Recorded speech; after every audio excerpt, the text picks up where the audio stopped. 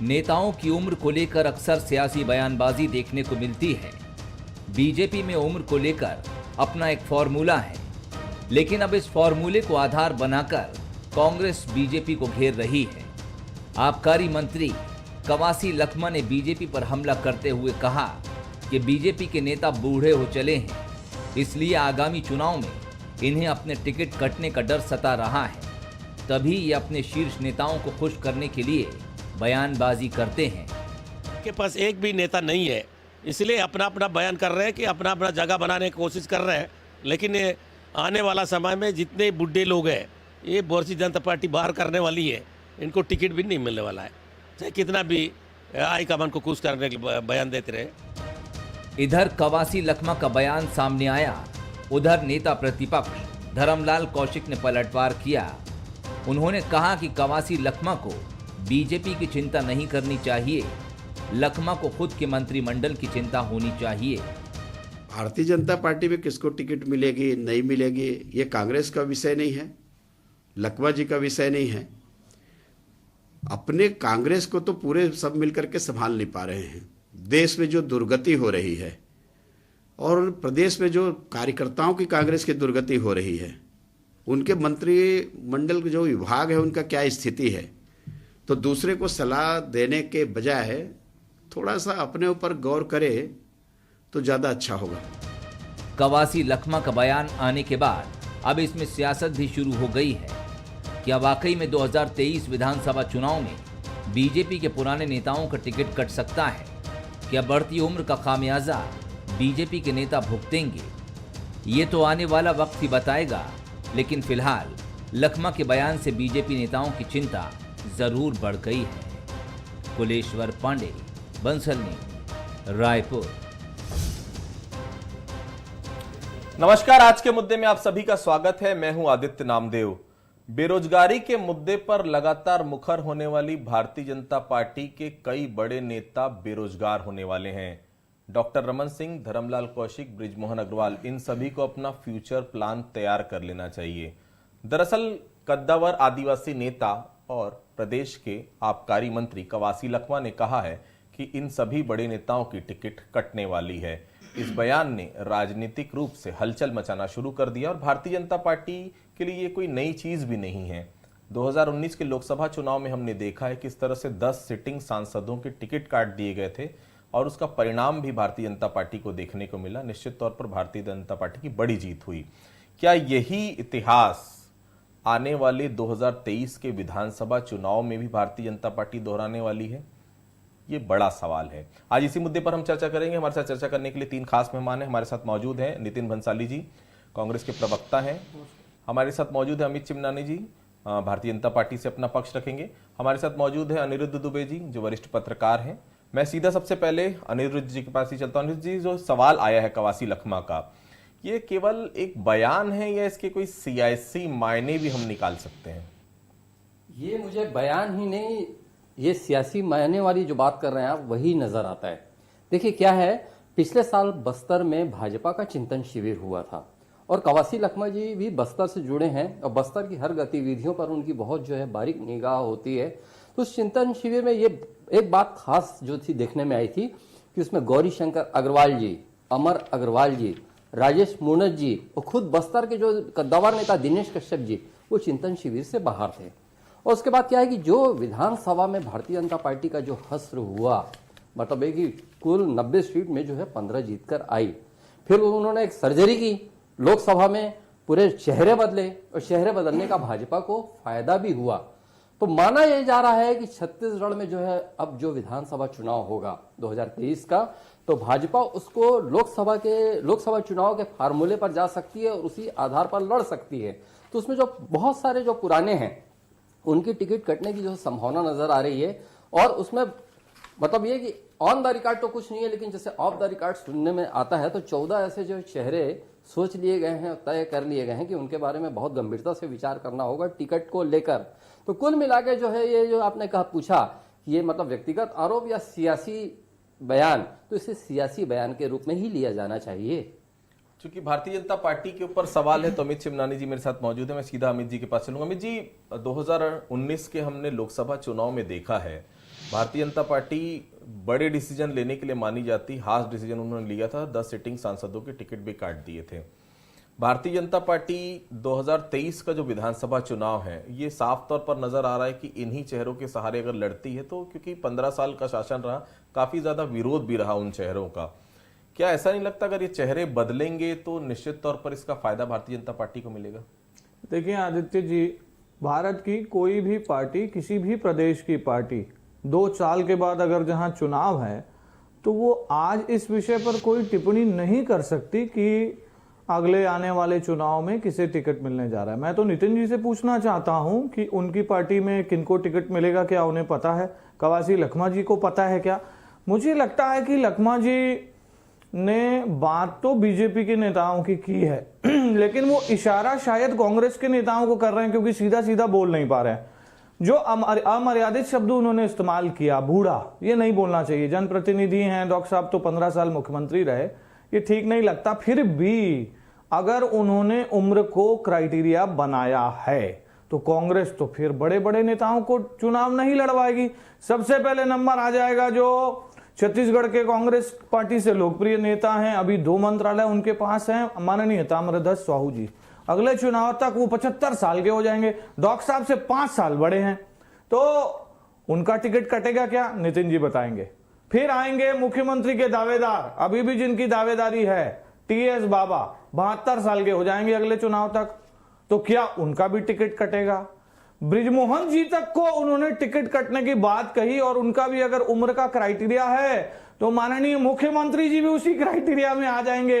तो क्या भूपेश बघेल जी अगला चुनाव नहीं लड़ने वाले हैं? यह टिकट उनकी पार्टी उनको नहीं देगी? मुझे लगता है बेतुकी बात है और ये इसीलिए की गई है। 2 कारण हो सकते हैं, या तो कांग्रेस पार्टी के नेताओं को इशारा कर दिया गया है कि जो लोग 65, 70, 62 साल के हैं अब वो अपना बोरिया बिस्तर बांध लें, नंबर 1। या दूसरा, जो मंत्रालय कवासी लखमा जी के पास है, उद्योग मंत्रालय और आबकारी मंत्रालय, उसमें किसी प्रकार का उनके पास कोई काम नहीं है, इसीलिए इस प्रकार से टाइम पास कर रहे हैं। तो नितिन जी बताएंगे दोनों में से कारण जवाब ले लेता हूं। नितिन जी, पहली बात तो ये कि कवासी लखमा होते कौन है कि भारतीय जनता पार्टी के किस नेताओं का टिकट कटेगा, किस नेता को टिकट मिलेगा? अगर वो क्राइटेरिया अगर फॉलो करेंगे तो ना रविंद्र चौबे चुनाव लड़ पाएंगे, ना अगला चुनाव टीएस सिंहदेव, ना सत्यनारायण शर्मा, ताम्रध्वज साहू, कोई नहीं लड़ पाएंगे। ये जो अभी की जो टीम है, डॉक्टर रमन सिंह, बृजमोहन अग्रवाल, धर्मलाल कौशिक, क्या इनसे कोई डर सता रहा है आपको, जो आप ये बोल रहे हैं कि ये लोगों का चेहरा बदल जाएगा या नए कैंडिडेट सामने आएंगे? देखिए, प्रदेश के उद्योग एवं आबकारी मंत्री कवासी लखमा जी ने सच बोला है। सच जो है वो कड़वा होता है। अब वो टिकट क्यों नहीं मिलेगी, इसके पीछे का यदि हम ये तर्क देखें तो आप देखिए सारे पिटे हुए मोहरे हैं। ये 14 के 14, 15 थे अब तो 14 हो गए। ये 14 के 14 अपने वर्चस्व की लड़ाई लड़ रहे हैं कि कौन बड़ा।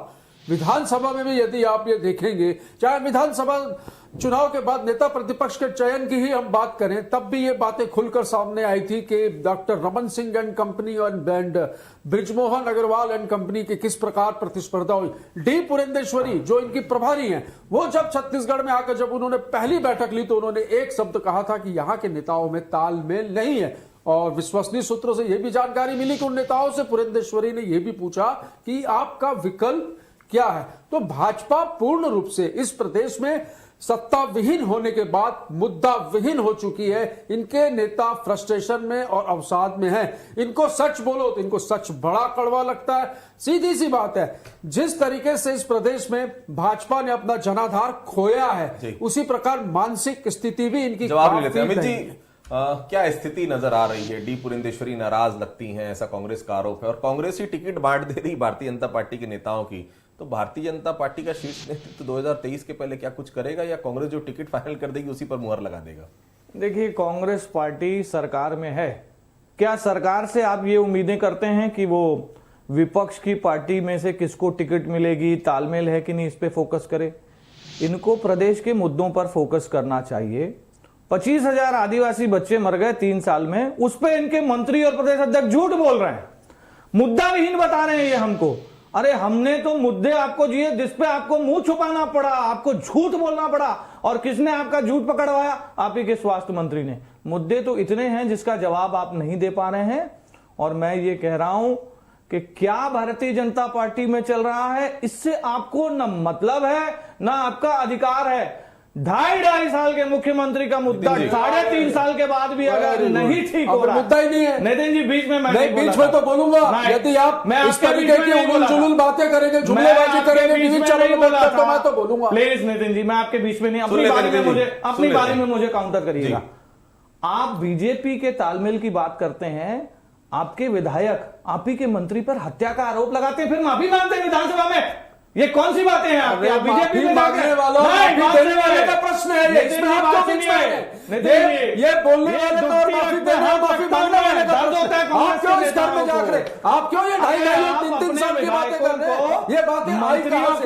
ये बातें आप लोगों के द्वारा हत्या की साजिशें मत करो, राजनीति ठीक से करो। इतना आप लोग इतना अहंकार मत रहो। 15 साल जो गवर्नमेंट चलाई आप लोगों ने, दिख रहा है सब कुछ आपके भ्रष्टाचार लगातार। दिल्ली में किया बाबा चाहिए, छत्तीसगढ़ बोल रहा है, क्या बाबा बोल रहा है, देखिए खुद ही बोल रहे हैं, खुद ही बोल रहे हैं छत्तीसगढ़ बोल रहे हैं। क्या है? अरे हमारे सारे नेता एक है, आप खुद ही बोल रहे हैं छत्तीसगढ़ बोल रहा है, छत्तीसगढ़ बाबा भी बोल रहा है, छत्तीसगढ़ भूपेश भी बोल रहा है, छत्तीसगढ़ भूपेश है तो भरोसा है, ये भी बोल रहा है। क्यों फूट डालो, शासन करो की नीति चल गई भाई। आजादी के पहले, आजादी के बाद जो जिन्हें चुने, आपके पहले तो थे ही नहीं। आजादी के बाद के कुछ नेता थे जो फूट डालो शासन करो की नीति पे काम करते थे, यहाँ नहीं चलेगा। दे दो प्रश्न सुनो। आप बोल रहे हो बाबा भी बोल रहा है, भूपेश बघेल भी बोल रहा है, तो आपके 50-60 विधायक दिल्ली क्यों चले गए कि भैया भूपेश जी को ही मुख्यमंत्री रहने दो, बाबा को मत बनाओ? आप दोनों कहां जाते हैं? दिल्ली दोनों कहां है? किसी के दिल्ली जाने से क्या आपत्ति है? अरे वहां नारे लग रहे हैं, क्या आपत्ति है? किसने बोला नारे लगा? अपना संगठन चला गलत बात, सरकार सरासर झूठ। और बीजेपी के बारे में बिल्कुल विषय पे वापस आते हैं नितिन जी, विषय पे वापस आते हैं अमित जी। प्रतिपक्ष का चुनाव होना, नितिन जी टेबल के नीचे कौन छुपा था? नितिन जी विषय पे वापस आते हैं नितिन जी। नंद कुमार साहब बोलते हैं, नितिन जी विषय पे वापस आते हैं नितिन जी। शरद पांडे का अलग गुट है, अलग गुट है, विप्लव अग्रवाल का नितिन जी देखिए सवाल बहुत साफ इसलिए है यहाँ पर, ये भारतीय जनता पार्टी जो कांग्रेस ने ये सवाल यहाँ पर उठाया है, और कांग्रेस सवाल उठाने वाली कोई नहीं होती कि कौन चुनाव लड़ेगा कौन नहीं लड़ेगा। मेरा सीधा सीधा सवाल था, क्या कांग्रेस में अभी से टिकट आपने डिक्लेयर कर दी कि ये जो 70 आपके एमएलए जीत कर आए हैं, इन सभी 70 के 70 को आप 2023 में अपना प्रत्याशी बनाएंगे? ये तय ना तो आप कर सकते हैं अभी से, ना भारतीय जनता पार्टी कर सकती है। और भारतीय जनता पार्टी के वैसे भी बड़े नेता हैं जो मैनेजमेंट में माहिर माने जाते हैं, अमित शाह हैं वहां पर, नरेंद्र मोदी हैं उनके पास। कांग्रेस कैसे डिक्लेयर कर सकती है, कांग्रेस कैसे ये बोल सकती है कि किनको टिकट मिलेगा किनको नहीं मिलेगा? कांग्रेस ने कब कहा? कांग्रेस भाजपा की वर्तमान स्थिति पे बात कर रही है। टिकट नहीं मिल रहा, ये तो साफ दिख रहा है। इनके ये बार बार कहते हैं कि हमारा ये है, अगर इतना अच्छा ये काम किए होते, आदिवासी क्षेत्रों की बात कर रहे थे, ये शहरी क्षेत्रों की बात कर रहे थे, ग्रामीण क्षेत्रों की बात कर रहे थे, इतना अच्छा काम किया होता तो ये जो 15 साल शासन करने वाले लोग थे, ये 15 में क्यों सिमट गए? ये चिंतन का और चिंता का विषय है। ये चिंतन देखिए, ये चिंतन जनता ने कर लिया, इसलिए 15 साल बाद आपको सत्ता पे बिठाया। वो 3 साल आपके रहे, 15 साल इस पर डिस्कशन करने से कोई फर्क नहीं पड़ता, और फर्क पड़ना भी नहीं चाहिए। अमित जी मेरा सवाल है, 2018 में जिन चेहरों के सहारे हम विधानसभा चुनाव लड़े, जनता ने निश्चित तौर पर उनको नकार दिया। 2019 का हमने चुनाव देखा, बड़ा डिसीजन लिया गया, उसका सीधा सीधा फायदा आपको मिला। वही फायदा अगर 2023 में मिलना है तो निश्चित तौर पर आपको चेहरे बदलने पड़ेंगे। आम कार्यकर्ता की भी आवाज है, आप शायद ऑन स्क्रीन इस चीज को एक्सेप्ट करें या ना करें, लेकिन हर कार्यकर्ता ये चाहता है कि अब नए चेहरों को मौका दे। सेकंड लेयर आज तक भारतीय जनता पार्टी छत्तीसगढ़ में तैयार नहीं कर पाई। रमन सिंह, बृजमोहन अग्रवाल, राजेश मूणत, इसके अलावा सेकंड लेयर है कौन? क्या इस सेकंड लेयर पर ध्यान देने की जरूरत नहीं है? नए चेहरों को मौका नहीं मिलना चाहिए? देखिए आदित्य जी, मुझे लगता है कि आप मुझे सेकंड, थर्ड, फोर्थ लेयर का मान सकते हैं। मैं आपके सामने बैठ करके भारतीय जनता पार्टी का पक्ष रख रहा हूं, तो आप कैसे कह रहे हैं कि मौका नहीं मिल रहा है? सारे कार्यकर्ताओं को दायित्व दिया जा रहा है, जिसकी जैसी क्षमता, जिसका जैसा अनुभव, वैसा उसको काम मिल रहा है। बार बार आप इतराते हैं कांग्रेस पार्टी के नेता की एक बार आप जीत गए।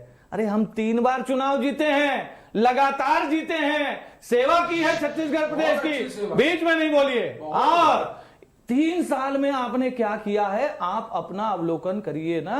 आगे आपको चुनाव लड़ना है, आप अपनी बात करिए। और जहां तक हमारे चुनाव हारने का विषय आदित्य जी आपने पूछा, ये सबका अपना अपना मत हो सकता है।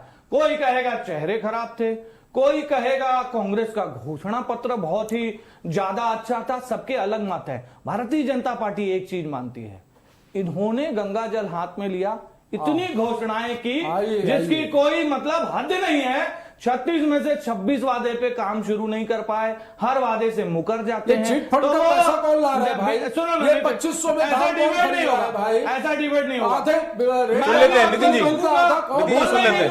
नितिन जी सुन लेते हैं, नितिन जी सुन लेते हैं, नितिन जी सुन लेते हैं, नितिन जी सुन लेते हैं। देखिए क्या है ना, सच कड़वा होता है, लेकिन सुनना सीख लीजिए। 3 साल सत्ता में हो गए हैं आपको, आपने 36 में से 26 वादे पूरे नहीं किए हैं। चुनावी घोषणा पत्र के आधार पर ही कांग्रेस पार्टी को बहुमत मिला है, और जो इनका परफॉर्मेंस है वो उल्टा है घोषणा पत्र से। शराबबंदी हो गई, संपत्ति कर माफ कर लिया आपने, 200 फूड प्रोसेसिंग यूनिट लग गई, क्या हुआ है? कुछ भी नहीं हुआ है। तो उसकी जवाब देने की तैयारी करिए नितिन जी। अरे बीजेपी क्या किसको टिकट देगी किसको नहीं देगी, इस पे क्या माथा कपा रहे? इतने खाली हैं आप लोग। अनिरुद्ध जी से एक सवाल लेता हूं। अनिरुद्ध जी, जो स्थिति नजर आ रही है, 3 साल हो चुके हैं, अब 3 साल आपको जनता ने इसलिए दिए हैं, ये 5 साल, क्योंकि वो 15 साल से जनता कहीं ना कहीं नाखुश थी। घोषणा पत्र इसकी एक वजह हो सकती है, पुराने चेहरे इसकी वजह हो सकते हैं, अलग अलग तरीके के अपने अपने इसमें डेटा हो सकते हैं कि क्यों सरकार जो है वो भारतीय जनता पार्टी गई। लेकिन क्या कांग्रेस की ये 3 साल केवल गांव तक सीमित रह जाएंगे? शहरी जनता आज भी नाखुश है कांग्रेस के कामों से। कुछ नेताओं में, कुछ मंत्रियों में पटरी नहीं खा रही। बाबा अलग जाते हैं, मुख्यमंत्री अलग जाते हैं, जयसिंह अग्रवाल अलग हैं, मोहन मरकाम अलग हैं। ये नहीं लगता आने वाले समय में जो स्थितियां नजर आ रही, कांग्रेस के लिए भी बड़ा चैलेंज है ये सब चीजों को एक पटरी पर लाना? ये निश्चित रूप से जो आप जो 3 साल की जो बात कर रहे हैं कि नहीं पटरी नहीं बैठ रही, ये मीडिया में सब खबरें आती भी हैं और बहुत हद तक इसमें सच्चाई भी है। लेकिन मैं इससे थोड़ा सा जो मैं परे जाकर बात करूंगा, मैं थोड़ा सा जाता हूं भारतीय जनता पार्टी की तरफ। आज वो विपक्ष में है और भाजपा जो है एक अच्छी विपक्षी पार्टी, मतलब जो पूर्व में मध्य प्रदेश के समय की भी बात करूं और उसके जो संगठन स्तर पर अक्सर जो है उसकी सराहना होती रही है कि भाजपा संगठन वाली पार्टी है। तो जो एक उसकी मजबूती दिखती थी, जो उसका वजूद दिखता था, आज जो है वो नजर आना चाहिए, वो नजर नहीं आ रहा है, चाहे आप कुछ भी कह लें। और जो कांग्रेस के कला की जो आप बात किए हैं, तो निश्चित रूप से अंतर कला है। और जो उन्होंने 3 साल के पहले जो घोषणा पत्र में वादे किए थे, बहुत हद तक वो वादे पूरे भी हुए, चाहे वो किसानों का मामला हो, चाहे वो बिजली बिल हाफ वाला हो। लेकिन यह है कि अभी भी इस दौर में भी मैं तटस्थ रहकर बात कर रहा हूं, भारतीय जनता पार्टी को बहुत कुछ चिंतन मनन करने की जरूरत है। और आपने एक लाइन भी कही आदित्य जी कि नई पीढ़ी, आने वाली पीढ़ी को अवसर दिया जाना चाहिए। तो यह है कि सेकेंड लाइन जो भारतीय जनता पार्टी की वास्तव में जो तैयार होनी थी वो नहीं हो पाई। अगर कहीं तुलनात्मक रूप से देखें तो मैं ये जो है अपनी बात को ये सवाल की बात को मैं यही खत्म करूंगा। आप इधर कांग्रेस पर नजर डालें तो एक समय में मोतीलाल वोरा जी, श्यामा चरण शुक्ल, विद्याचरण शुक्ल, चूंकि जोगी जी मुख्यमंत्री बन गए थे, तो वो 4 लोग ऐसे नजर आते थे। आज जो है चारों नहीं है, चारों दिवंगत हो चुके हैं। उसके बाद एक जनरेशन तैयार तो हुई। अभी भी हम बात करें, हम गुटों से परे होकर बात करें तो आज है भूपेश बघेल जी हैं, टीएस सिंहदेव जी हैं, तामसध्वज साहू जी हैं, मोहन मरकाम जी भी बहुत काफी मजबूत हो चुके हैं और अकबर जी तो हैं ही। इधर हम भारतीय जनता पार्टी की तरफ देखें तो यह था कि लोकसभा चुनाव में मतलब यह कि मुख्यमंत्री डॉक्टर रमन सिंह पर भी शायद ऊपर वाले विश्वास नहीं कर पाए, उनके बेटे की टिकट कटी। रमेश बैस जी जो अजय माने जाते थे, उनका भी टिकट कटा। मतलब ये मान के चला जा रहा था कि अगर फिर टिकट मिले तो जीत सकते हैं, लेकिन उनका टिकट काटा गया। तो कुल मिलाकर जो आपने सेकेंड लाइन, थर्ड लाइन की जो भारतीय जनता पार्टी की जो बात की ना, उस पर थोड़ा सा ध्यान देने की जरूरत है। अमित जी, सवाल वही है, भारतीय जनता पार्टी की सेकंड लेयर आप माने या न माने अभी तक तैयार हो नहीं पाई है। रमन सिंह, बड़े नेताओं के अलावा कोई दूसरा नाम नहीं, कम से कम कांग्रेस में विकास उपाध्याय, मोहन मरकाम, ये सेकंड लेयर धीरे धीरे तैयार तो हो रही है। आपके कवर्धा में इतना बड़ा घटनाक्रम होता है, इतने बड़े बड़े नेता वहां पर रहते हैं, वहां आज भी ओपी चौधरी हैं, ये सब लोग हैं, दूसरा लेयर आज भी तैयार नहीं कर पाए। विजय शर्मा जी हैं, ये सब तैयार हो चुके हैं अगले विधानसभा चुनाव के लिए, लेकिन आज भी वो विश्वास पार्टी नहीं जता पा रही, क्योंकि विश्वास आज भी उन्हीं चेहरों के ऊपर है जिनके चेहरों पर को देखकर 2018 का विधानसभा चुनाव लड़ा गया था। क्या आने वाले समय में ऐसा नहीं लगता कि सेकंड लेयर के लिए और पॉसिबिलिटीज होनी चाहिए? क्योंकि आपके पास जितने युवा हैं कहीं किसी भी तरह से कमतर नहीं है। आप हैं, ओपी चौधरी जी हैं, गौरीशंकर श्रीवास हैं, ऐसे कई बड़े नेता हैं आपके सेकंड लेयर के जो निश्चित तौर पर एक बड़ा परिवर्तन भारतीय जनता पार्टी के भीतर ला सकते हैं। जितने लोगों का आपने नाम लिया उसके अलावा और लंबी फेयर लिस्ट है। जिसको पार्टी ने बहुत ही प्रमुख दायित्व दिए हैं। सभी लोग पार्टी के लिए संघर्ष कर रहे हैं, कमी भी नहीं है, और संगठन भी जो सही समझता है वो काम करता है। देखिए, भारतीय जनता पार्टी एक बहुत ही लोकतांत्रिक पार्टी है और विचार करने वाली पार्टी है, जो ज्यादा समय विपक्ष में रही है। तो हमारा संगठन, हमारे नेता, जो हमारे राष्ट्रीय पदाधिकारी हैं, हर चीज की बारीकी को समझते हैं। एक बार चुनाव हार जाने के बाद भारतीय जनता पार्टी में सब कुछ गलत है, ये मानना मुझे लगता है गलत होगा। और भारतीय जनता पार्टी 2 सीटों से बहुत बड़े बहुमत की ओर बढ़ने वाली पार्टी है। तो कांग्रेस अगर अंडर एस्टिमेट करती है बीजेपी को, तो ये उसके लिए ओवर कॉन्फिडेंस, अति आत्मविश्वास की बात होगी, और अति आत्मविश्वास में रहने वाला ही डूबता है। जल्दी इनका जहाज भी डूब जाएगा। नितिन जी, जहाज डूबने वाला, तैयारी कर लीजिए। तो इनके हो गया है।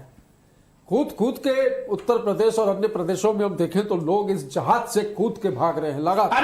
पिटे हुए मोहरे हैं भारतीय जनता पार्टी के छत्तीसगढ़ में, विधायक पिटे हुए मोहरे हैं, पिटे हुए मोहरे हैं छत्तीसगढ़ में। और पिटे हुए मोहरों पर मुझे नहीं लगता आज के भी दांव खेलेंगे। मैं तो कवासी लखमा जी की बात को फिर से दोहराता हूं कि मैं भी ये 14 से 14 विधायकों के टिकट अमित जी जवाब नहीं देते। नितिन जी, बीच में टोक रहे हैं। अमित जी, मैं चुप था, अब मैं बोल रहा हूँ। बहुत अच्छी बात कही, बहुत अच्छी बात कही।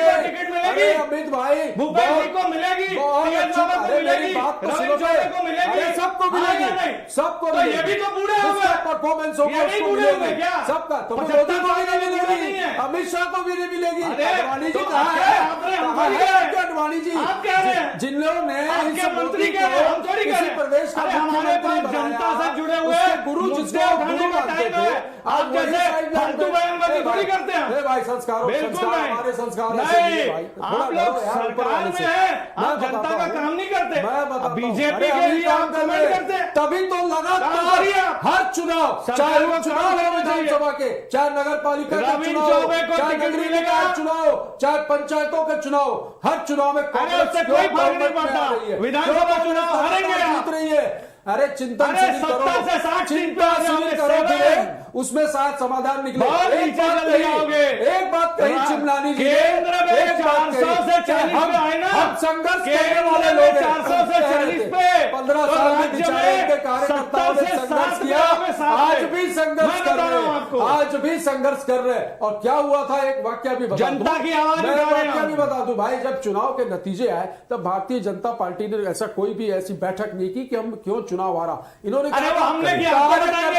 आपको बताएंगे, चलिए क्या इस डिस्कशन का कोई अंत नहीं है, क्योंकि ये सभी जो बातें हैं ये भविष्य के गर्त में छुपी हुई है कि भारतीय जनता पार्टी के किस नेता को टिकट मिलेगी, कांग्रेस के किस नेता की टिकट कटेगी, ये तो 2023 के विधानसभा चुनाव के पहले साफ हो जाएगा।